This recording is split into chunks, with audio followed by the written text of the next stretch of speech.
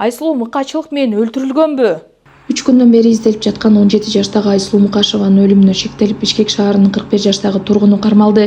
Милиция билдиргендей, ал жашынып жүргөн жеринен колго түшкөн.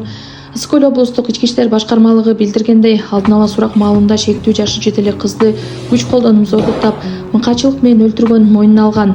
Андан кийин маркумдун сөөгүн Кемин районунун Желярык аймагына таштап кеткенин айтып берген. 1984-жылы туулган АК аттуу жаран кармалган. Жана бул факты боюнча Кыргыз Республикасынын кылмыш жаза кодексинин 122 беренеси менен адам өлтүрүү фактысы менен кылмыш иши козголуп, текшерүүчүлөрдүн жүрүшүндө МА аттуу жаранды күч колдонуп зордуктап өлтүрүп салганы аныкталган. Азыркы учурда тийиштүү экспертизалар жүргүзүлүп, шектүү катарында кармалган АК аттуу жаран 96 берененин негизинде камакка алынды.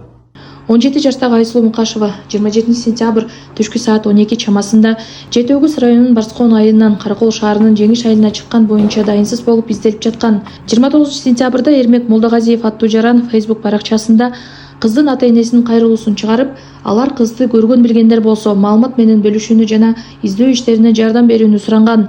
Ушул убакта кайгырганыбыз окуучу болгон үчүн кайгырып атабыз. Эл туура түшүнөт деп мен ойлойм азыр. Ушул эле күнү кечинде Молдогазиев дагы бир видео жүктөп, Айсулуунун сөөгү боом капчыгайында табылганын белгилеген.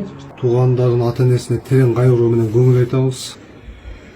Бул нерсе менен эч кимге мындай ооз менен айтып бергис дагы окуя болуп турат.